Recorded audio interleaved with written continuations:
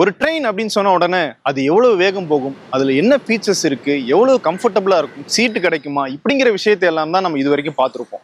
ஆனா ஒரு ட்ரெயின் எப்படி உருவாகுது அப்படிங்கிறத பார்த்துப்போமா அப்படின்னு கேட்டா பெரும்பாலும் பார்த்துருக்க மாட்டாங்க. இன்னைக்கு நாங்க உங்களுக்கு அதை தான் காட்ட போறோம். நம்ம இன்னைக்கு சென்னை ஐசிஎஃப்ல இருக்கோம். இங்க ஒரு ரயில் பெட்டி ஸ்கிராட்ச்ல இருந்து எப்படி உருவாகுது அப்படிங்கிறத முழுமையாக உங்களுக்கு காட்ட இருக்கிறோம். உங்களை போலவே நாங்களும் எக்ஸைட்டடா தான் இருக்கும். வாங்க போய் பார்க்கலாம்.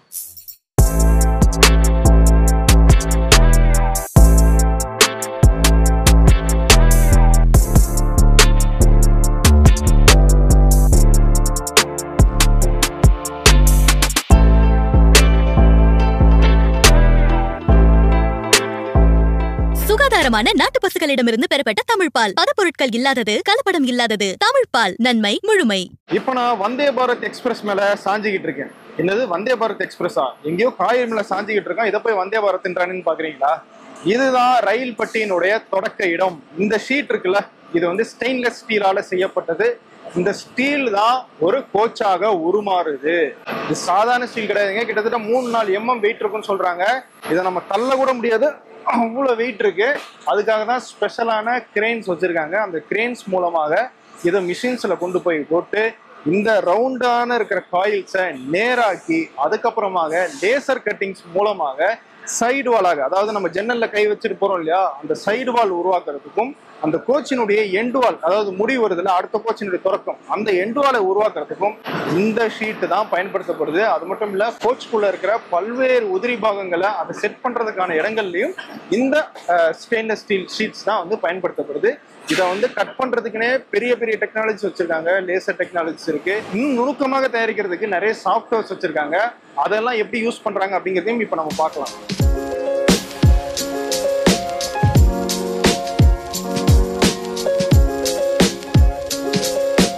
இப்போ நம்ம ஐசிஎஃப்னுடைய பருந்து பார்வையை பார்த்துக்கிட்டு இருக்கோம். மேல இருந்து பார்த்தா ஐசிஎஃப்னுடைய தொழிற்சாலை இப்படிதான் இருக்கும். நம்ம இப்போ இருக்கிறது வந்து ஓவர் ஹெட் கிரெயின். இந்த கிரெயின் மூலமாக தான் இங்க இருக்கிற கனமான பொருட்கள், இருக்கிற எல்லாமே ஆல்மோஸ்ட் கனமாக தான் இருக்கு. இந்த பொருட்கள் எல்லாத்தையும் இந்த ஓவர் ஹெட் கிரெயின் மூலமாக தான் தூக்கிட்டு அடுத்தடுத்த செக்ஷனுக்கு கொண்டு போறாங்க. அங்கிருந்து அந்த ப்ராசஸ் வந்து தொடருது. அடுத்தடுத்த செக்ஷனுக்கும், ஏன் அடுத்தடுத்த ஷெட்டுக்குமே கூட இந்த ஓவர் ஹெட் கிரெயின் மூலமாக கொண்டு போறாங்க. ஸோ அந்த ஷீட் மெட்டல் சுருள்ல இருந்து ஸ்ட்ரைட் ஆக்கப்பட்டு கட் ஆகி வெளியே வந்துகிட்டு இருக்கிறத நம்ம இப்போ பார்க்குறோம். நம்ம ஐசிஎஃப் பார்க்க வந்துட்டு நிறைய இன்ஜினியரிங் ரிலேட்டடா பேசிட்டு இருக்கோமே அப்படின்னு உங்களுக்கு ஃபீல் ஆயிருக்கலாம். ஆனாலும் இதெல்லாம் நீங்க வெளியே பார்க்க முடியாது. இங்க இருக்கிற மிஷின்ஸ் எல்லாம் ரொம்ப ஸ்பெஷலைஸ்டு மிஷின்ஸ் அப்படிங்கிறதுனால தான் இதை நான் உங்களுக்கு காட்டுறேன். ஸோ நம்ம இப்போ உட்காந்துருக்கிறது வந்து கட் டு லைன் மிஷின் அப்படின்னு சொல்றாங்க. இது எதுக்குன்னா, நம்ம சொன்ன அந்த அலுமினியம் ஷீட்ஸ் இருக்கு இல்லையா, அது வந்து ஸ்ட்ரைட்டனிங் பண்ணி வரும்போது என்ன லெவல்ல கட் பண்ணணும், எவ்வளவு மீட்டர்ல கட் பண்ணணும், எத்தனை ஷீட்ஸ் வேணும் அப்படின்னு சொல்லி இந்த மிஷின் மூலமாக தான் ப்ரோக்ராம் பண்றாங்க. அந்த மிஷின் ஆட்டோமேட்டிக்கா அந்த ஷீட்டை எடுத்து கட் பண்ணி கொடுக்குது.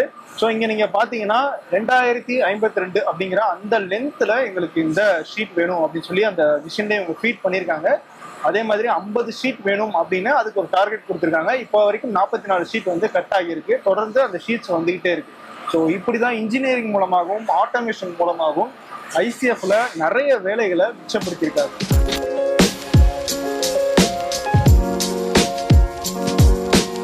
இப்போ நம்ம லேசர் கட்டிங் செக்ஷன்ல இருக்கோம். அந்த ஹார்டான ஸ்டீல்ஸ் இருக்கு இல்லையா, ஸ்டெயின்லெஸ் ஸ்டீல், அது கட் ஆகி உள்ள வந்திருக்கு. இங்கதான் வந்து இது என்ன தேவைக்காக வேணுமோ அதுக்கேத்தன அளவுல கரெக்டா கட் பண்ணப்படுது. அது லோட் பண்ற இடத்துல தொடங்கி கட் ஆகி அடுத்த செக்ஷன் போற வரைக்கும் எல்லாமே ரோபோட்டிக்ஸ் ஆட்டோமேஷன் மூலமாக இங்க நடக்குது. இப்போ நம்ம பார்த்துக்கிட்டே இருக்கோம் லேசர் கட்டிங் எப்படி நடக்க போகுதுன்ட்டு. அங்க வெளியே இருக்கிற மிஷின்ஸ் மூலமாக விண்டோவுக்கு தேவையான சைஸ் என்ன அப்படின்னு சொல்லப்பட்டு அதை ஃபீட் பண்ணப்படுது. அந்த ஃபீட் பண்ணப்பட்ட அந்த சைஸுக்கு ஏத்த மாதிரி இங்க இந்த லேசர் மிஷின் அந்த கட்டை பண்ணுது. அந்த கட்டுக்கு பிறகு அடுத்த செக்ஷனுக்கு அந்த விண்டோ ஏரியா போயிருக்கு.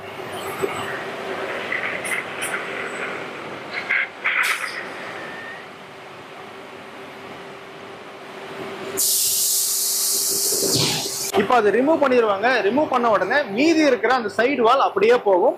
அந்த இடத்துல எங்க கேப் இருக்கோ அந்த இடத்துல தான் நம்ம கோச்சினுடைய ஜன்னல் வரப்போகுது. இப்போ நம்ம அந்த லேசர் கட்ல இருந்து சைடு வால் வெளியே வந்துருச்சு. இதுல உங்களால பார்க்க முடியுது விண்டோஸ்க்கான ஏரியா மட்டும் கட் பண்ணி எடுக்கப்பட்டிருக்கு, மீதி ஏரியாலாம் அப்படியே வந்திருக்கு. இப்போ இந்த ஷீட் அப்படிங்கிறது வந்து அன்ரிசர்வ் கோச்சுக்கான அந்த கம்பார்ட்மெண்ட் ஷீட். அதனாலதான் ஜன்னல் வந்து பக்கத்துல இருக்கு. நம்ம ட்ரெயின்ல போகும்போது அந்த ட்ரெயினுடைய கோச் வால் வந்து ரொம்ப திக்கா இருக்குமே அப்படின்னு ஃபீல் பண்றீங்கல்ல, இது அவுட்டர் வால் மட்டும்தான். இதுக்கப்புறமாக இன்டீரியர் ஒர்க்ஸ், அதுக்கு நடுவில் சில பொருட்கள்னு வைப்பாங்க, அதெல்லாம் வச்சுதான் நமக்கு அவ்வளோ திக்னஸோட அந்த சைடு வால் இருக்கு. அதை பத்திலாம் அடுத்தடுத்த செக்ஷன்ல பார்க்கலாம். இப்போ நம்ம அங்க சைடு வால் ஷீட்ஸை பார்த்தோம், அதுல இருந்து விண்டோஸ் கட் பண்ணியிருந்தாங்க இல்லையா, அதுல இன்டீரியருக்கான விஷயங்கள் எல்லாம் ஹேண்ட்மேட் வெல்டிங் மூலமாக வச்சிடுறாங்க. அதன் பிறகு அதை எடுத்துட்டு வந்து இங்க ரோபோட்டிக் வெல்டிங்க்கு கொண்டு வராங்க. ஏன் ரோபோட்டிக் வெல்டிங் கொண்டு வராங்கன்னா, சின்ன சின்ன இடங்கள்ல, ரொம்ப மைன்யூட்டான இடங்கள்லாம் ரோபோ மூலமாக பண்ற அந்த வெல்டிங் வந்து ரொம்ப எஃபெக்டிவா இருக்கு, ஸ்ட்ராங்காக இருக்கு. அப்படிங்கிறதுனாலதான் இங்க இந்த ரோபோட்டிக் வெல்டிங் வைக்கிறாங்க. இப்போ இந்த செட்டப்லாம் வந்துருச்சு, இதை வெல்டிங்லாம் பண்ணி முடிச்சாச்சு. இதுக்குள்ளதான் அந்த ரப்பர் பீடிங், விண்டோஸ்க்கான அந்த கிளாஸ் செட் பண்றதுக்கான அந்த ஹோல்ஸ், ரப்பர் பீடிங் எல்லாத்தையுமே இதுக்கப்புறமாக செட் பண்றதுக்கு தான் இந்த உள்ள கொடுத்திருக்கிற இந்த ஆப்ஷன்ஸ் வந்து இங்க வைக்கப்பட்டிருக்கு. ஸோ நம்ம சைடு வாலினுடைய ஃபைனல் ஸ்டேஜுக்கு வந்துட்டோம். இதுதான் ஒரு கோச்சினுடைய சைடு வால், அதாவது விண்டோஸ் இருக்கிற ஏரியான்னு சொல்றோம். இது வந்து வெல்டிங்லாம் பண்ணி முடிவுக்கு வந்திருக்கு. இப்போ இடையில இருக்கிற கேப்புகளெல்லாம் ரப்பர் பீடிங் வைப்பாங்க, எலக்ட்ரிக்கல் ஒயர்ஸுக்கோ இல்லை வேற என்னென்ன விஷயங்கள் வைக்கணுமோ அதுக்கெல்லாம் இந்த இடங்கள் பயன்படுத்தப்பட இருக்கு. இங்க நிறைய டியூப்ஸ் அண்ட் ஹோல்ஸ் எல்லாம் கொடுத்துருக்காங்க. ப்ராபப்ளி இதெல்லாம் ஒயரிங்கான விஷயங்கள் நினைக்கிறேன். ஸோ இதுதான் சைடு வாலினுடைய முழு உருவம். இப்படி 2 சைடு வாலும் உருவாக்கப்படும். இதே மாதிரி தான் ஒரு கோச்சினுடைய எண்டு வாலும் உருவாக்கப்படும். இதையெல்லாம் கொண்டு போய் அடுத்து அசம்பிள் பண்ணுவாங்க, ரூஃப் வைப்பாங்க, அண்டர் ஃப்ரேமிங்கும் வைப்பாங்க. சைடு வால் எப்படி செய்யறாங்க அப்படின்றத பார்த்தோம். இப்போ அடுத்ததாக ரூஃபிங்க்கு வந்திருக்கோம். இங்க ரூஃபிங்கான அந்த ஷீட் மெட்டல் அப்படிங்கிறது வெளியே இருக்க ரெடிமேடாக வந்துருது. அதுல ரூஃபிங்ல இருக்கிற சின்ன சின்ன விஷயங்கள் இங்க வெல்ட் செய்யப்படுது. என்ன மாதிரி? ஏசி டக்டாக இருக்கட்டும், லைட்டிங்கான அந்த ஸ்பேஸாக இருக்கட்டும், ஒயரிங்காக இருக்கட்டும், இது எல்லாமே இந்த இடத்துல தான் வெல்டிங் செய்யப்பட்டுக்கிட்டு இருக்கு. இங்கதான் ட்ரெயினுடைய அண்டர் ஃப்ரேம், அதாவது அடிப்பாகம் உருவாக்கப்பட்டுக்கிட்டு இருக்கு. டெம்ப்ளேட்டாக அந்த ஃப்ரேம் வெளியே இருந்து வாங்கிடுறாங்க. ஐசிஎஃப்னுடைய வெவ்வேறு தொழிற்சாலைகள்ல இருந்து அது வந்துருது. இங்க அந்த அடிப்படை கட்டுமானம் இருக்குல்ல, அந்த சைடு வாலையும் எண்டு வாலையும் வைக்கிறதுக்கு, சீட்ஸை பிளேஸ் பண்றதுக்கு, அதுக்கு தேவையான வெல்டிங்க, அதுக்கு தேவையான மெட்டல் ராட்ஸை இந்த இடத்துல பிக்ஸ் பண்ணிட்டு இருக்காங்க. அதுக்கான பணிகள் தான் இந்த இடத்துல நடந்துகிட்டு இருக்காங்க. ஒன்ஸ் இது ரெடியான உடனே சைடு வால் எண்டு வாலோட அண்டர் ஃப்ரேமையும் பிக்ஸ் பண்ணிடுவாங்க. அதோட கிட்டத்தட்ட 40% to 50% பணிகள் முடிஞ்சிடும். இப்போ நம்ம கோச்சினுடைய கிட்டத்தட்ட ஒரு 40 to 50% கம்ப்ளீட் ஆயிடுச்சுன்னு சொல்லலாம். ஸோ இது ரெண்டுமே வந்து நம்ம ஏற்கனவே பார்த்த அந்த சைடு வால், இந்த கடைசிலையும் இங்கேயும் இருக்கிறது வந்து எண்டு வால். ஸோ இதை வச்சுட்டாங்க. கீழே அண்டர் ஃப்ரேமிங்கும் வச்சுட்டாங்க. ஸோ ஓவராலா பாடி ஓரளவுக்கு உருவாகிருச்சு. இது மேல இப்போ ரூஃபிங் வைப்பாங்க. நீங்க இந்த சைடு வாலை நல்லா பாத்தீங்கன்னா தெரியும். இந்த இடத்துல நம்ம எமர்ஜென்சி லிவர் புல் பண்ணுவோம் இல்லையா, அதுக்கான இந்த ஃபெசிலிட்டிஸ் வச்சிருக்காங்க. ஸோ வயரிங் போறதுக்கு, ஸோ இது விண்டோக்கான ஏரியா அப்படின்னு சொல்லி எல்லாமே பக்காவா ஷீட் மெட்டல் மூலமாக கட் பண்ணி அங்கங்க எடுத்துட்டு வந்து பக்காவாக வெல்ட் பண்ணி வச்சிருக்காங்க.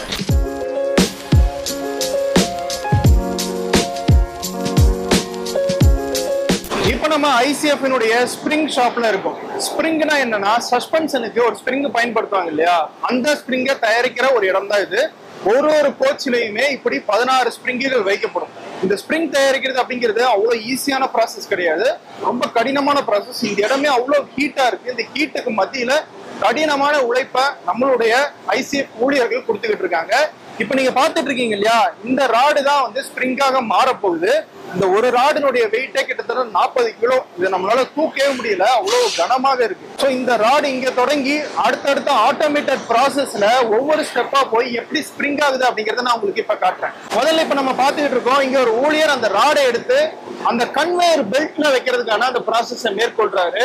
இந்த கன்வேயர் பெல்ட்ல இந்த ராடு வந்து விழுந்த உடனே அங்க இருந்து அடுத்ததாக நேரா ஃபர்னேஸ், அதாவது நம்ம தமிழ்ல சொல்லணும்னா ஒரு கொதிகலனுக்குள்ள போகுது. இந்த கொதிகலனுக்குள்ள என்ன நடக்குது அப்படின்னா, இப்ப இந்த ராடு வந்து இருக்கு, இதை வந்து ஒரு ஸ்ப்ரிங்காக மாத்தணும்னா அதுக்கு ஒரு நெகிழ்வு தன்மை வேணும். அந்த நெகிழ்வு தன்மை வேணும்னா அதை ஹீட் பண்ணணும். சாதாரண ஹீட் இல்லைங்க, கிட்டத்தட்ட 1000 டிகிரி செல்சியஸுக்கு மேல இதை ஹீட் பண்றாங்க. அப்படி ஹீட் பண்ணதுக்கு பிறகு உடனடியாக அந்த கம்பியை வளைக்கிறாங்க. அது ஒரு ஸ்ப்ரிங்கோடைய ஷேப்புக்கு வருது. நான் இப்ப சொன்னேன் இல்லையா, அந்த ஃபர்னஸ்ல இருந்து வர்ற ராடு இங்கதான் அந்த ஸ்ப்ரிங் ஷேப்புக்கு மாத்தப்படுது. நல்லா பாத்தீங்கன்னா தெரியும், அந்த உருண்டை ஷேப்புக்கு மாறுது. ஹீட்டா இருக்கிறதுனால அவங்களால அதை கன்வெர்ட் பண்ண முடியுது. இதுவே ராடா இருந்துச்சுன்னா அது முடியாது, உடஞ்சிரும். ஸோ இப்ப அதை ஹீட் பண்ணிட்டு அடுத்ததாக பக்கத்துல இருக்கிற எண்ணெய் தொட்டிக்குள்ள அனுப்புறாங்க. அந்த எண்ணெய் தொட்டில கிட்டத்தட்ட 25,000 லிட்டர் கச்சா எண்ணெய் இருக்கு. இந்த கச்சா எண்ணெய்க்குள்ள இந்த ஸ்ப்ரிங்கை போடுறதன் மூலமாக அது அந்த ஷேப்போட ஃப்ரீஸ் ஆகி அப்படியே நின்றுது. ஸோ இதுதான் இந்த ப்ராசஸ். இந்த கச்சா எண்ணெய் அப்படிங்கிறது வருஷத்துக்கு ஒரு தடவை மாற்றுவாங்க. அதுவும் 60 டிகிரி செல்சியஸ்க்குள்ள அந்த டெம்பரேச்சரை மெயின்டைன் பண்ணிட்டே இருப்பாங்க. எல்லா நேரமும் அது கண்காணிப்பிலே இருக்கு. அந்த எண்ணெயில முங்கி எழுந்த அந்த ஸ்ப்ரிங் அடுத்ததாக இங்க ஒரு ஹீட்டிங் ப்ராசஸ்க்குள்ள வருது. ஆல்ரெடி ஒரு ஹீட்டிங், திரும்பவும் ஏன் ஹீட்டிங் அப்படின்னு கேட்டீங்கன்னா ஸ்ப்ரிங் உருவாகிருச்சு. ஆனா அதனுடைய அந்த பிளெக்சிபிலிட்டி இருக்கு இல்லையா, அதை உருவாக்கணும்னா இந்த ஹீட்டிங் தேவைன்னு சொல்றாங்க. கிட்டத்தட்ட 60 டிகிரி செல்சியஸுக்கு 20 நிமிடங்களுக்கு இந்த இடத்துல ஹீட் பண்ணப்படுது. அதுக்கப்புறமாக அந்த ஸ்ப்ரிங் தண்ணீர்ல முக்கி அது ஒரு ஃபைனல் ஷேப்புக்கு வருது. அந்த ஃபைனல் ஷேப்ல இருந்து டெஸ்டிங் ப்ராசஸ் நடக்குது. பொதுவாக ஒரு ஸ்ப்ரிங்கை 5 டன் கெப்பாசிட்டி வரைக்கும் இருக்கிற பயன்பாட்டுக்கு ஒரு கோச்சில் வந்து வைக்கிறாங்க. ஆனால் இங்க 8 டன் 10 டன் வரைக்கும் அதை பிரஸ் பண்ணி அதனுடைய அந்த பிளெக்சிபிலிட்டியும் உறுதித்தன்மையும் இங்க செக் பண்றாங்க. எல்லா டெஸ்டிங்கும் நடந்ததுக்கு பின்னாடி தான் அது கோச்சுக்கு பயன்படுத்த அனுப்பப்படுது. இங்கதான் ஃபைனல் அவுட்புட்டாக அந்த ஸ்ப்ரிங் வருது. இந்த ஸ்ப்ரிங் அந்த போகிஸ்ல செட் பண்ணணும் அப்படிங்கிறதுக்காக இந்த மேல இருக்கிற அந்த பகுதியை கொஞ்சம் தட்டையாக மாத்துறாங்க. அந்த ப்ராசஸ் இங்க நடக்குது. நடந்து முடிஞ்சோடனே இங்க வந்துருது. இப்படி மொத்தமாக ஒரு நாளைக்கு 300 ஸ்ப்ரிங்குகளை சென்னை ஐசிஎஃப்ல உருவாக்கிட்டு இருக்காங்க. ஆண்டுக்கு கிட்டத்தட்ட 75,000 ஸ்ப்ரிங்குகள் அளவுக்கு தேவை இருக்கு அப்படின்னு சொல்றாங்க. பொதுவா நம்ம ஒரு ட்ரெயினை பார்க்கும்போது அந்த ட்ரெயினுடைய கோச்சஸை தான் பார்ப்போம். உள்ள எப்படி இருக்கு, கலர் என்ன அப்படிங்கறத அதிகமாக பார்ப்போம். ஆனா நம்ம கண்ணுக்கு அந்த வீல் தெரியாது. நம்ம பிளாட்ஃபார்ம்ல இருந்து பார்க்கும்போது வீல் மறைஞ்சிருக்கும். ஆனால் அந்த வீல்ல தான் அவ்வளோ பெரிய விஷயமே இருக்கு. ஏன்னா ட்ரெயின் ஓடுறது அந்த வீல்ல தான் சேஃப்டிக்கான விஷயங்களும், வீல்ல தான் மோட்டார் எப்படி இயங்குது அப்படிங்கிற விஷயங்களும் இருக்கும். அதுக்கேற்ற மாதிரி வீலை உருவாக்குறது அப்படிங்கிறது மிகப்பெரிய டாஸ்க். இங்க ஐசிஎஃப் கோச் ஃபேக்டரிக்கு வீல் வந்து இப்படிதான் வந்து இறங்கும். இங்க வீல் மேனுஃபேக்சர் பண்றது கிடையாது. ஐசிஎஃப்னுடைய வேற வேற தொழிற்சாலைகள்ல இருந்து தான் வீல் இங்க வந்து கொண்டு வரப்படுது. இப்படி கொண்டு வரப்படுற இந்த வீல்ல இருந்து இதை பிரேக்கிங்க்கு ஏற்ற மாதிரியும் அந்த அந்த கோச்ல இருந்து அந்த வீல் எப்படி கனெக்ட் ஆகி அதை எப்படி அந்த போகிஸோட உட்கார வைக்கிறது, அதுக்கான ஏற்பாடுகளை எல்லாம் இந்த இடத்துல தான் பண்றாங்க. அதுக்கு பல்வேறு ஸ்டேஜ் ப்ராசஸ் வந்து இங்க ஃபாலோ பண்ணப்படுது. இன்ட்ரெஸ்டிங்கான சில மிஷின்ஸும் இங்க இருக்கு. அதை பத்தி எல்லாம் இப்ப நம்ம பார்க்கலாம். இப்ப நீங்க பாத்துட்டு இருக்கிறது வந்தே பாரத்தினுடைய அந்த வீல். இந்த வீல் வந்து இந்த ஹோல்ஸ் எல்லாம் இல்லாம தான் வரும். இங்க வந்து தான் இந்த ஹோல்ஸை வந்து போடுறாங்க. கிட்டத்தட்ட 18 ஹோல்ஸ் இருக்கு. இது ஏன் அப்படின்னா எல்ஹெச்பி கோச்சஸ் இருக்கு இல்லையா, அதனுடைய வீல்கள்ல பிரேக் அப்படிங்கிறது அந்த டிஸ்க் வந்து தனியாக இருக்கும். ஆனால் வந்தே பாரத்ல அந்த டிஸ்க் வீலோடைய ஒட்டி இருக்கும். அதுதான் வந்தே பாரத்தினுடைய ஸ்பெஷாலிட்டி. அதனாலதான் எவ்வளவு ஹை ஸ்பீட்ல போனாலும் உடனடியாக வந்தே பாரத்தை நிறுத்த முடியுது. ஸோ இந்த ஹோல்ஸ் போறதும் வந்து அவ்வளவு ஈஸியான வேலை கிடையாதுன்னு சொல்றாங்க. ஏன்னா இந்த ஹோல்ஸ் இன்னொரு பக்கம் இருக்கிற அந்த டிஸ்கோட கனெக்ட் ஆகணும் அப்படிங்கிறதுனால ரொம்ப ப்ரிசிஷனாக பண்றாங்க. இதுக்குள்ள நிறைய ஹோல்ஸ் வந்து அந்த அளவு வந்து குறைஞ்சிக்கிட்டே போகுது. அதனால லிக்விட் கூல் பண்ணி இந்த ட்ரில்லிங் எல்லாம் பண்றதாக அவங்க சொல்றாங்க. ரொம்ப முக்கியமான ப்ராசஸ் பண்றாங்க. அதை விட இன்ட்ரெஸ்டிங்கான விஷயம் என்னன்னா, இந்த வீல்ஸ் எல்லாம் வருது இல்லையா, வரும்போது அதனுடைய வெயிட் எவ்வளவு இருக்கு அப்படின்னு பார்த்தா கிட்டத்தட்ட 450 கிலோ. அதாவது நான் சொல்ற ஒரு வீலும் 450 கிலோ இருக்கும். இந்த வெயிட் வந்து கரெக்டா அந்த ட்ராக்ல உட்காந்து வண்டியினுடைய ஸ்பீடுக்கு ஏற்ற மாதிரி வளைவுலையும் சரி எல்லா நேரங்களையும் வந்து மூவ் பண்ணணும் அப்படின்னா அதுக்கு சில பர்டிகுலரான வெயிட் லிமிட்ஸ் இருக்கு.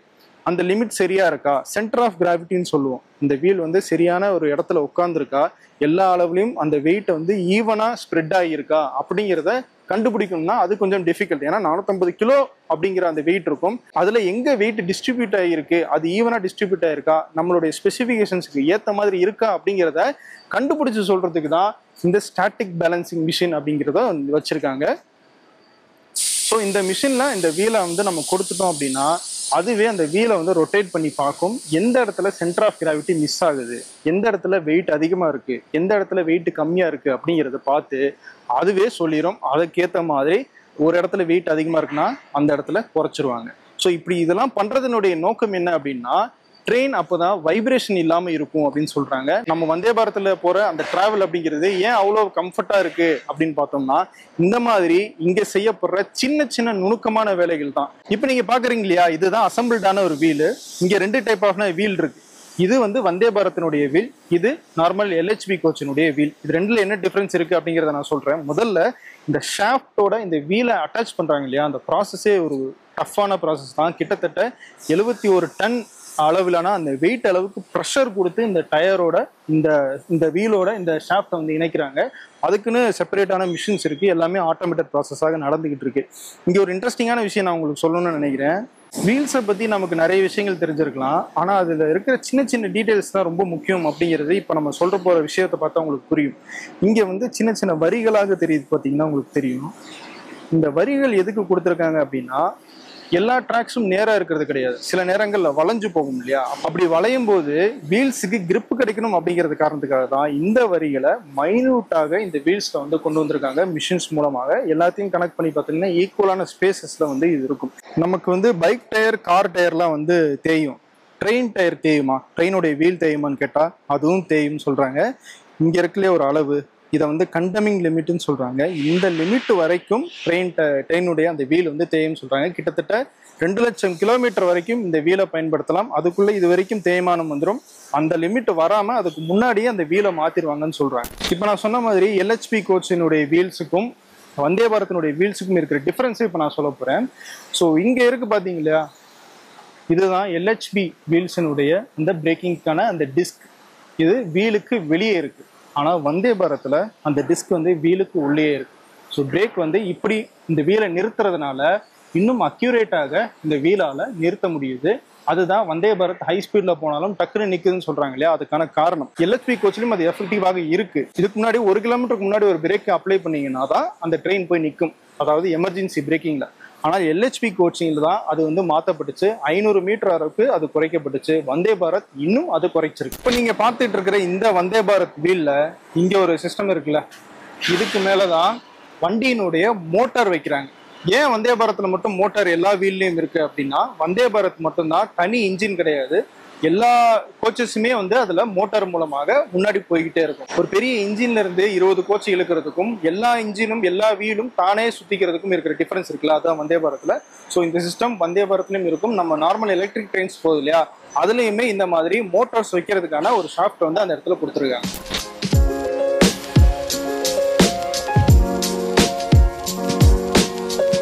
தெலுங்கு ஹீரோ பாலகிருஷ்ணாவுக்கு பிறகு ட்ரெயினை வெறுங்கையால தள்ளுற ஒரே ஆள் நானாவே இருப்பேன்னு நினைக்கிறேன்.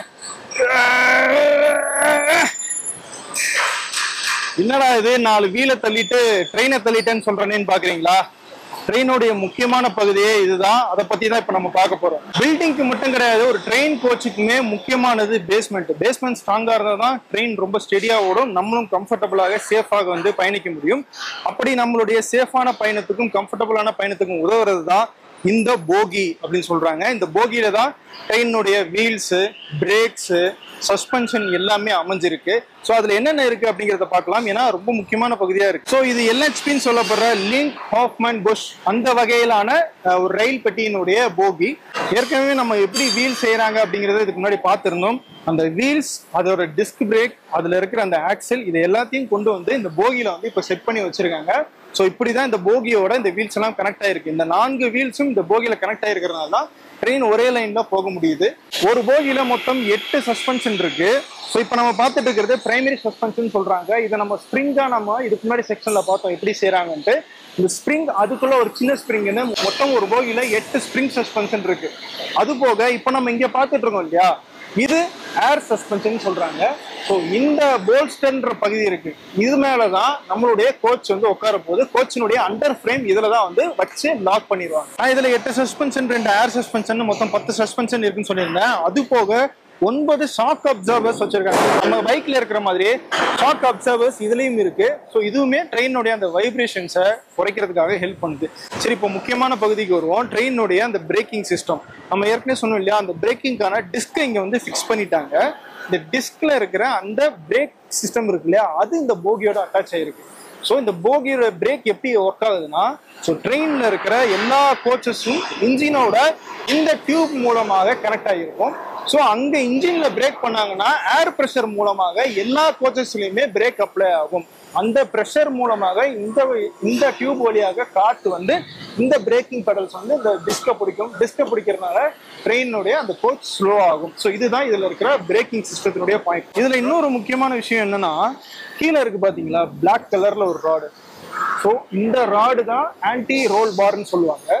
ஸோ இது எதுக்கு யூஸ் ஆகுது அப்படின்னா, கோச் வந்து இந்த போகி மேல உட்காந்துருக்கு. இந்த போகியும் கோச்சும் ஒன்னா போய்கிட்டு இருக்கும்போது திடீர்னு கர்வ்ஸ் வரும். அந்த மாதிரியான கர்வ்ஸ் எல்லாம் நம்ம ஜென்ரலா கார் ஓட்டும் போதே கார் ஒரு பக்கமாக இப்படி வளையும் இல்லையா, அதே மாதிரி கோச்சஸும் வளையறதுக்கான வாய்ப்பு இருக்கு. அப்படி வளைஞ்சதுன்னா அந்த பேலன்ஸ் மிஸ் ஆகும் அப்படிங்கிறதுக்காக தான் இந்த ஆன்டி ரோல் பார் ஒரு சைடு அதிகமாக திரும்பினாலோ இல்ல மேல கீழே மாறினாலோ இன்னொரு சைடு ஆட்டோமேட்டிக்கா வெயிட் கொடுத்து அதை புல் பண்ணி அட்ஜஸ்ட் பண்ணிடும். ஸோ இப்படிதான் நம்ம என்ன மாதிரியான வளைவு வந்தாலும் நம்மளுடைய கோச் மட்டும் அப்படியே நேராகவே போற மாதிரியே நமக்கு ஃபீல் ஆகுது.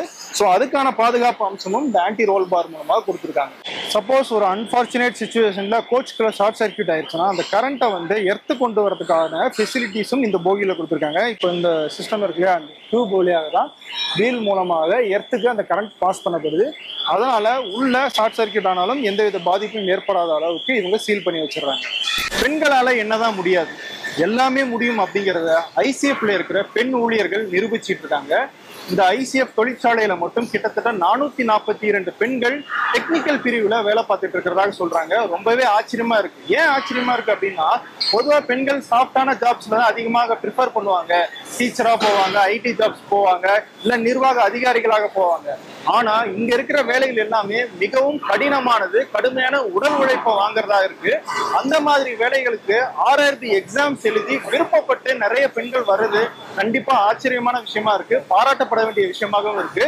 ஒட்டுமொத்தமா பார்த்தோம்னா நம்மளுடைய ரயில் பயணம் சேஃபா இருக்கிறதுக்கு ஆண்களுக்கு நிகராக இங்க பெண்களுமே அவங்களுடைய உழைப்பை கொடுத்துக்கிட்டு இருக்காங்க. என்னடா கத்திட்டு வரான்னு பாக்குறீங்களா? இவ்வளவு சத்தமா இருக்குல்ல, இதுக்கு மத்தியில அந்த ஊழியர்கள் எல்லாம் கம்யூனிகேட் பண்ணிக்கிறதுக்கு இந்த சவுண்டை தான் யூஸ் பண்றாங்க. இது ஒரு இன்ட்ரெஸ்டிங் ஃபேக்டரா இருந்துச்சு, அதனாலதான் இதை சொன்னேன்.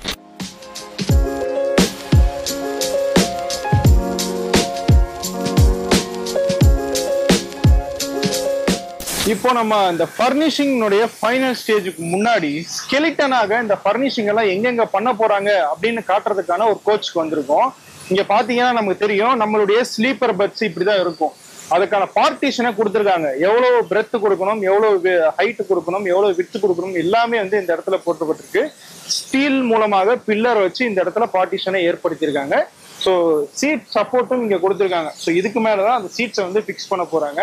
இடத்த பாத்தீங்களா எவ்வளவு பெருசா இருக்கு. நமக்கு சீட்ஸ் இருக்கிறதுனால ரொம்ப பெருசா தெரிய மாட்டேங்குது, ஆனா எதுவுமே இல்லாத போது நல்ல பெருசா தெரியுது. அதே மாதிரி இந்த சைடு பாத்தீங்கன்னா சைடு வால்ஸ் நம்ம மேனுஃபேக்சரிங் ஸ்டார்ட் பண்ணதுல இருந்து பாத்துட்டு இருக்கோம். ஸ்டீல்ல ஆனது, அதுல இந்த எலக்ட்ரிக்கல் ஒயர்ஸ்க்கான ப்ரொவிஷன்ஸ் எல்லாம் கொடுத்துருக்காங்க. இங்க ஸ்விட்ச் போர்ட்ஸ் எல்லாம் வரும், இந்த மாதிரியான ஃபெசிலிட்டிஸ் எல்லாம் கொடுக்கப்பட்டிருக்கு. இதுக்கு மேல நமக்கு கொடுக்கறது வந்து ஆல்கோபாண்ட் அப்படிங்கிற ஒரு மெட்டீரியல் மூலமாக இதை வந்து ஷீல்டு பண்ணிடுவாங்க.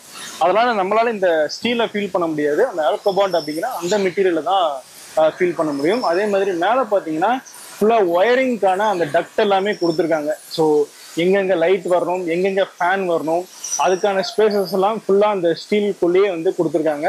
அங்கெல்லாம் வந்து ஒயரிங் ஒர்க்லாம் ஃபுல்லா நடந்திருக்கு. ஸோ இதுக்கப்புறமா தான் அடுத்த செக்ஷன்ல இந்த இடத்துலலாம் ரெடிமேடாக கொண்டு வரப்பட்ட லைட்டிங்ஸு, ஃபேன்ஸு, சீட்ஸு எல்லாமே ஃபிக்ஸ் பண்ண போறாங்க. அதே மாதிரி இங்க நம்ம பார்த்தோம்னா டாய்லெட்ஸ்க்கான அந்த ப்ரொவிஷன் இருக்கு. இந்த இடத்துல ஹோல் இருக்க பார்க்க முடியல. இந்த இடத்துல தான் வந்து இந்த லேட்ரின் வர இருக்கு.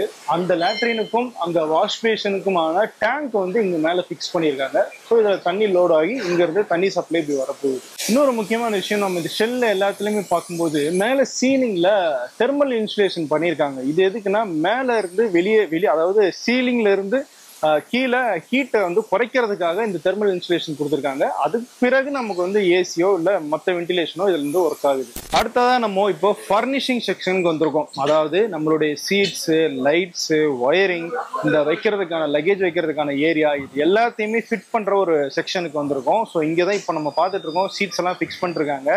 ஸோ சீட்ஸை பொறுத்த வரைக்கும் நமக்கு ரெடிமேடாக வெளியே இருந்து வருது. பயங்கர வெயிட்டா இருக்கு. ஸோ இந்த சீட்ஸை பார்த்தீங்க அப்படின்னா இந்த இடத்துல இப்படி ஃபிக்ஸ் பண்றதுக்காக அந்த சீட் வச்சிருக்காங்க. ஸோ இதுல இந்த இடத்துல இப்படி ஃபிட் பண்ண போறாங்க. ஸோ இவங்களுக்கு வந்து இந்த ராட்ஸ்லாம் இருக்கு இல்லையா, இந்த ஃப்ரேம்லாம் இருக்கு இல்லையா, இதெல்லாம் ரெடிமேடாக வந்துருது. அதை ஃபிக்ஸ் பண்றது மட்டும்தான் இவங்களுடைய ஒர்க்கா இருக்கு. அது போக இந்த பக்கம் ஸ்லீப்பர்ல பார்த்தோம்னா இந்த பார்ட்டிஷன் பில்லர்னு சொல்லுவோம். இந்த பார்ட்டிஷன் பில்லரை வெல்டு பண்ணி இந்த இடத்துல ஃபிக்ஸ் பண்றது, அது எந்தெந்த ஹைட்ல இருக்கணும் அப்படின்ட்டு. அதே மாதிரி கீழே இருக்கிற இந்த ஸ்லீப்பருக்கான அந்த சப்போர்ட் கொடுக்கறது, இது எல்லாமே இதுக்கு முன்னாடி நடந்த அந்த ஷெல் ஃபேக்டரிலேயே நடந்து முடிஞ்சிருக்கு. இங்க இந்த சீட்டிங்ஸை ஃபிக்ஸ் பண்றாங்க, லைட்டிங் ஃபிக்ஸ் பண்றாங்க, ஒயரிங் எங்கெங்க தேவைப்படுதோ அது எல்லாம் ஃபிக்ஸ் பண்றாங்க. இதெல்லாமே இங்க நடக்குது. பிளஸ் ஃபேன், இந்த கோச்சில் இருக்கிற முக்கியமான எல்லா எலக்ட்ரிக்கல் ஒர்க்கும், எல்லா ஃபர்னிஷிங் ஒர்க்கும் இந்த செக்ஷன்ல தான் நடந்து முடியுது. நான் உங்ககிட்ட முன்னாடி 2 விஷயம் சொல்லியிருந்தேன். ஒன்னு பிரேக் இன்ஜின்ல இருந்து வருது, பவர் ஜென்ரேட்டர் கார்ல இருந்து வருதுன்னு சொல்லியிருந்தேன். அப்போ முன்னாடி இருக்கிற அந்த ஜென்ரேட்டர் கார்ல இருந்து, முன்னாடி இருக்கிற இன்ஜின்ல இருந்து கடைசியில இருக்கிற கோச் வரைக்கும் எப்படி அந்த பவரையும் பிரேக்கையும் கொண்டு போய் சேர்க்கிறாங்க அப்படிங்கிற விஷயத்த பார்க்கணும்ல. அதை தான் இப்ப பார்க்க போறோம். இப்போ நமக்கு முன்னாடி 2 கோச் இருக்கு. இந்த 2 கோச்சுக்கும் இடையில இங்க எலக்ட்ரிக்கல் கப்ளிங்கான சாக்கெட் இருக்கு. அதாவது இது நம்ம ஒரு ஜென்ரலா ஒரு பிளக் அண்ட் பிளே பண்ணுவோம் இல்லையா, அந்த மாதிரியான ஒரு சாக்கெட் தான். ஸோ இதுக்குள்ள இந்த கோச்ல இருந்து பவர் சாக்கெட் எடுத்து பிளக் பண்ணிடுவாங்க. ஸோ இதன் மூலமாக ஜென்ரேட்டர்ல இருந்து வர அந்த பவர் அப்படிங்கிறது ஒரு கோச்ல இருந்து இன்னொரு கோச்சுக்கு மூவ் ஆகி போயிட்டே இருக்கு. அடுத்த விஷயம் பிரேக்கிங். பிரேக்கிங்கை பொறுத்த வரைக்கும் நான் சொன்னது ஏர் ப்ரெஷர் பிரேக்கிங் தான் வந்து இந்த கோச்சஸ் முழுக்க இருக்கு அப்படின்னு நான் சொல்லியிருந்தேன் இல்லையா. அப்போ இன்ஜின்ல அந்த ஏர் ப்ரெஷர் பிரேக்கிங் ஆக்ட் ஆச்சுன்னா இந்த டியூப்ஸ் வழியாக அடுத்து இருக்கிற கோச்சஸுக்கு இந்த பிரேக்கிங் சிஸ்டம் வந்து போய் சேருது. இப்படிதான் ஒவ்வொரு கோச்சும் ஸ்லோ பண்ணப்படுது. அதை தாண்டி இந்த 2 கோச்சையும் இணைக்கிற கோச் கப்ளிங்கும் இங்க இருக்கு. ஸோ இதன் மூலமாக இந்த 2 கோச்சையும் இணைச்சிடுறாங்க. எல்லாமே ஒன்னாக சேர்ந்து பயணிக்க ஆரம்பிக்குது. இப்போ நம்ம ட்ரெயினுடைய அந்த டாய்லெட்டுக்கு நேரா இருக்கும். ஸோ அந்த டாய்லெட்டுக்கு நேரா வெளியே பார்த்தோம்னா இங்க ஒரு டேங்க் இருக்கு. இந்த டேங்க் தான் வந்து பயோ டேங்க் அப்படின்னு சொல்றாங்க. நம்ம அங்க இருந்து வர அந்த எக்ஸ்பிரிட்டான்னு சொல்ற மனித கழிவுகள் இருக்கு இல்லையா, அது சாலிடாகவும் லிக்விடாகவும் தனியாக பிரிக்கப்பட்டு ஸ்டோர் பண்ணப்படுது. இதுல பாக்டீரியாவை கொண்டு வந்து சேர்க்கிறாங்க. அந்த பாக்டீரியா சாலிட்ஸை ஃபுல்லா அதுவே வந்து அரிச்சு அந்த இடத்துலயே வந்து மக்க வச்சிருது.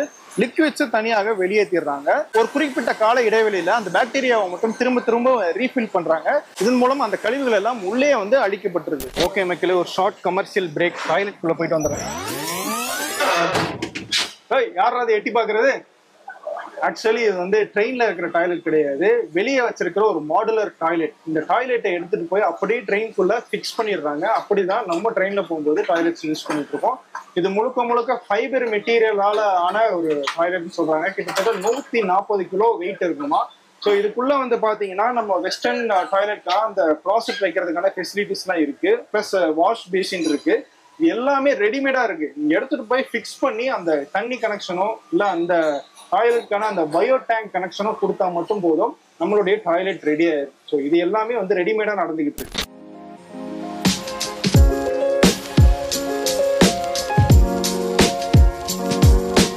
இப்போ நம்ம ட்ரெயின்ல இருக்கிற அந்த எமர்ஜென்சி பிரேக்கிங் எப்படி ஒர்க் ஆகுது அப்படிங்கிறத பார்க்க போறோம். ஏன்னா நமக்கு பொதுவா தெரியும் அது இழுத்தா ட்ரெயின் நிற்கும் அப்படிங்கிறது தெரியும்.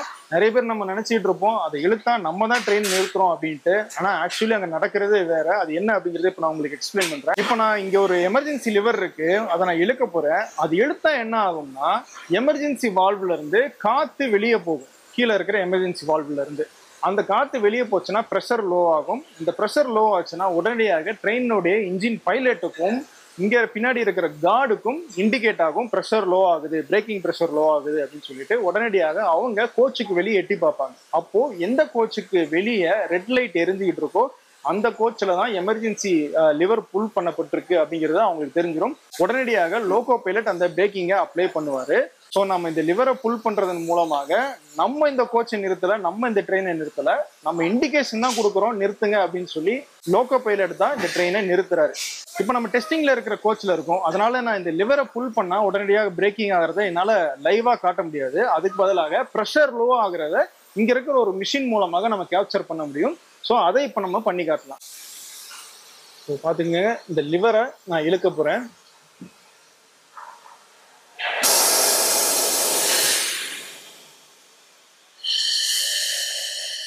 இப்போ ப்ரெஷர் கம்மியாகிறத ஏர் வெளியே போறது உங்களால சவுண்ட் மூலமா கேட்க முடியுது. அதே நேரம் அந்த ப்ரெஷர் காஜிலுமே உங்களுக்கு தெரியும் ப்ரெஷர் லோ ஆகிறது.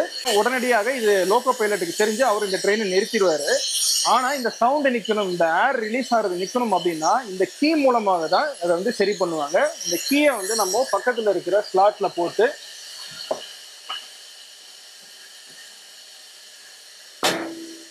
இப்படி திருப்பணும் அப்படின்னா உடனடியாக இந்த லிவர் திரும்பவும் பழைய நிலைமைக்கு போயிடும். இப்போ உங்களுக்கு அந்த ஏர் ரிலீஸ் ஆகுற அந்த சத்தம் கேட்காது. ஸோ இப்போ இந்த கீ மூலமாக அந்த எமர்ஜென்சி லிவரை திரும்பவும் பழைய நிலைமைக்கு கொண்டு போயிட்டாங்கன்னா ஏர் லீக் ஆகிறது நின்றும், ப்ரெஷர் நார்மல் லெவலுக்கு வந்துடும். அதுக்கப்புறமாக train is good to go அப்படின்னு சொல்லி திரும்பவும் ட்ரெயினை மூவ் பண்ண ஆரம்பிச்சிருவாங்க. இப்போ நம்ம பின்னாடி பார்த்துட்டு இருக்கிறது தான் ஒரு முழுமையான ஸ்கெலிட்டனான உருவான ஒரு கோச். ஸோ இதுல டாப் ஃப்ரேமும் இருக்கு, அண்டர் ஃப்ரேமும் இருக்கு, சைட் வால்ஸும் இருக்கு, எண்ட் வால்ஸும் இருக்கு. எல்லாமே உருவாயிருச்சு. ஆனா இன்னும் போகி மேல வைக்கல, அதாவது வீல்ஸ் மேல வைக்கல. அதுக்கு முன்னாடி இதுல ஏதாவது லீக்கேஜ் இருக்கா அப்படிங்கறத பாக்குறதுக்காக வாட்டர் ப்ரூஃபிங் டெஸ்ட்டுக்காக கொண்டு போறாங்க. ஸோ இந்த ஒரு டிரான்ஸ்போர்ட்டர் ஐசிஎஃப் முழுக்க அங்கங்க இருக்கு. ஸோ எந்த செக்ஷன்ல இருந்து வேணா ஒரு முழுமையான கோச்சை இது மூலமாக கொண்டு போய்க்கலாம் அப்படிங்கிறதுக்காக தான் இந்த டிரான்ஸ்போர்ட்டர் பயன்படுத்தப்படுது. இப்போ நம்ம லீக்கேஜ் டெஸ்டையும் நீங்க பார்த்துக்கிட்டே இருக்கீங்க எப்படி நடத்துக்குன்னு. தண்ணியை ரொம்ப அதிகமாக பீச்சு அடிக்கிறாங்க. ஸோ அதுல எங்கேயாவது லீக் இருந்துச்சுன்னா இந்த டெஸ்ட்லேயே கண்டுபிடிச்சிடறாங்க. அப்படி ஏதாவது லீக் இருந்துச்சுன்னா உடனடியாக சரி பண்ணி அடுத்த கட்டத்துக்கு கொண்டு போறாங்க. ஸோ இவ்வளவு இன்ஜினியரிங், இவ்வளவு ப்ராசஸ், இவ்வளவு உழைப்புக்கு பிறகுதான் நம்ம கம்ஃபர்டபுளாக சேஃபாக பயணிச்சுக்கிட்டு இருக்கிற இந்த ரயில் கோச்சுகள் உருவாக்கப்படுது. இப்படி முழுமையாக உருவான ஒரு ரயில் பெட்டி பல்வேறு கட்ட சோதனைக்கு பிறகு மக்களுடைய பயன்பாட்டுக்கு கொண்டு செல்லப்படுது. இங்க ஐசிஎஃப்ல உருவாக்கப்படுற இந்த ரயில் பெட்டிகள் இந்தியன் ரயில்வேஸினுடைய தேவைகளுக்காக மட்டும் பயன்படுத்துறது கிடையாது. மற்ற நாடுகளும் இங்க ஐசிஎஃப் கிட்ட இருந்து ரயில் பெட்டிகளை வாங்குறாங்க. ஐசிஎஃப் கிட்ட இருந்து வர்த்தக ரீதியில இந்த ரயில் பெட்டிகளை வாங்கிட்டு இருக்காங்க. அதன் மூலமாகவும் ஐசிஎஃப் வருமானம் ஈட்டிக்கிட்டு இருக்கு. சரி, ட்ரெயின் கோச் ரெடி பண்ணியாச்சு. அது இங்க இருந்து எப்படி வெளியே எடுத்துட்டு போறது? பஸ்னா ரோடு வழியாக எடுத்துட்டு போயிடலாம். ஆனா ட்ரெயின் கோச்னா எப்படி கொண்டு போறது அப்படிங்கிறதுக்காகவே இங்க தனியாக ஒரு ட்ராக்கை வந்து ஐசிஎஃப்ல இருந்து போட்டிருக்காங்க. இந்த ட்ராக் வழியாக அண்ணா நகர், பாடி, வில்லிவாக்கம் போய் அங்க இருந்து எந்த ஊருக்கு இந்த கோச் போகணுமோ அங்க கொண்டு போயிடுறாங்க. இப்படிதான் இங்க இருந்து ட்ரெயின் கோச்சஸ் எல்லாம் வெளியூர்களுக்கு டிஸ்பேச் செய்யப்படுது. இவ்வளவு நேரம் ஒரு ரயில் பெட்டி எப்படி உருவாகுது அப்படிங்கறத உங்களுக்கு காட்டியிருப்போம். இனிமேல் நீங்க ட்ரெயின்ல போகும்போது அது ஒரு ட்ரெயினாகவோ ஒரு ரயில் பெட்டியாகவோ அதுல இருக்கிற சொபிஸ்டிகேஷன் ஃபீச்சர்ஸ் ஆகவோ மட்டும் நீங்க ட்ரெயினை பார்க்க மாட்டீங்க. இதுக்கப்புறம் அதுல இருக்கிற இன்ஜினியரிங் என்ன அப்படிங்கிற பார்வையை உங்களுக்கு நாங்க கொடுத்துருப்போம் அப்படிங்கிற நம்புறோம். அது மட்டும் இல்ல, ஐசிஎஃப்ல 8000க்கும் மேற்பட்ட ஊழியர்கள் நம்மளுடைய பயணத்தை ஸ்மூத்தாகவும், கம்ஃபர்டபுளாகவும், சேஃபாகவும் வைக்கிறதுக்காக கடுமையாக உழைச்சிக்கிட்டு இருக்காங்க. அவங்களுக்கு நம்மளுடைய நன்றியையும் பாராட்டையும் தெரிவிச்சுக்கிட்டு விடைபெறலாம். நன்றி. சுகாதாரமான நாட்டு பசுக்களிடமிருந்து பெறப்பட்ட தமிழ்பால். பதப்பொருட்கள் இல்லாதது, கலப்படம் இல்லாதது. தமிழ்பால், நன்மை முழுமை.